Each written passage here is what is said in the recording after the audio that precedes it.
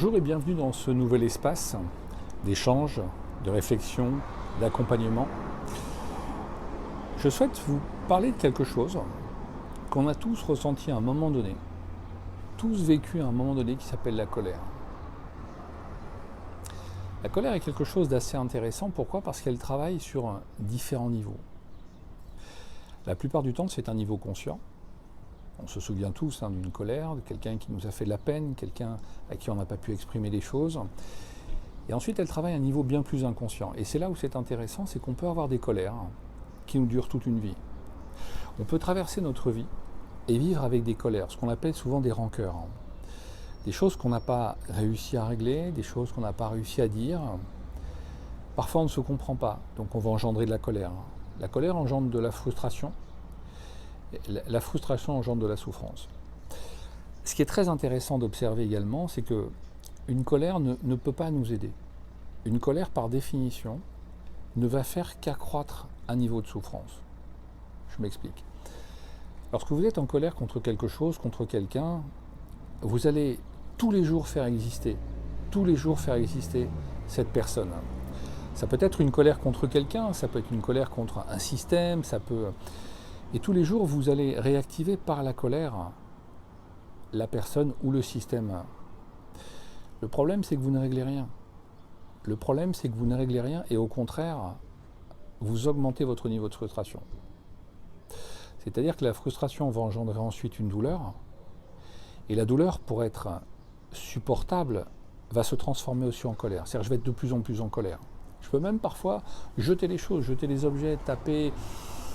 faire quelque chose qui va calmer ma douleur. Mais malheureusement, elle revient. On considère la douleur comme un peu une machine à laver, dans laquelle le linge serait lavé, mais jamais essoré, jamais vidangé. Le linge tourne, ça tourne, ça tourne. L'eau est sale, mais ça tourne toujours, et ça tourne toujours dans l'eau sale. Je ne règle rien avec la colère. Par contre, ce que je vais essayer d'observer, c'est à quel niveau de mépris je peux aller avec cette personne ou avec ce système. À quel niveau d'indifférence je peux aller avec cette personne, avec ce système? À quel niveau d'ignorance je peux aller avec cette personne ou avec ce système?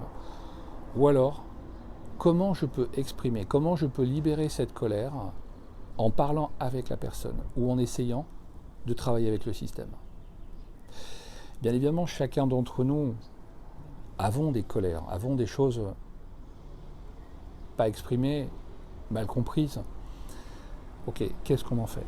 Qu'est-ce qu'on fait de ces colères-là?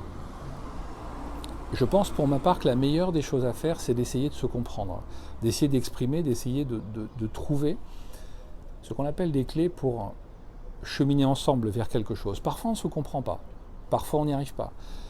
On n'y arrive pas parce qu'on ne peut pas accéder au même niveau émotionnel que l'autre. Vous voyez, prendre des décisions parfois qui sont mal comprises, qui vont engendrer la colère, de la frustration et donc de la douleur. Mais que ce soit le chef d'entreprise, le chef de famille, que ce soit le compagnon, peu importe, ou l'ami, on n'explique peut-être pas assez. Parfois il faut du temps, parfois il faut créer des séparations pour que le temps puisse faire qu'à un moment donné on va pouvoir revenir, on va pouvoir discuter. Mais le temps doit non pas être un activateur de colère, mais un activateur de réflexion. Voilà pourquoi à chaque fois que vous ressentez de la colère, ou en tout cas si vous en avez au jour d'aujourd'hui, essayez de réfléchir à ça. Essayez de réfléchir au sens de cette colère et à quoi elle conduit. Et vous allez vous rendre compte que la plupart du temps, ça ne conduit à rien de constructif. Même si on peut se mettre en colère. Alors il faut différencier. Le fait de se mettre en colère, on peut se mettre en colère pour une raison X ou Y, mais le fait de ressentir cette colère quotidiennement, tous les jours, cette colère qui engendre de la frustration qui engendre de la douleur, cette douleur qui engendre de la colère, et ça tourne. Essayez au maximum de vous libérer de cette colère. L'ignorance, le mépris, l'indifférence ou alors l'expression. Ok ? Retrouvez-moi sur ma chaîne YouTube. Abonnez-vous si vous le souhaitez pour recevoir toutes les vidéos en intégralité. Je vous souhaite une excellente continuation. À bientôt. Au revoir.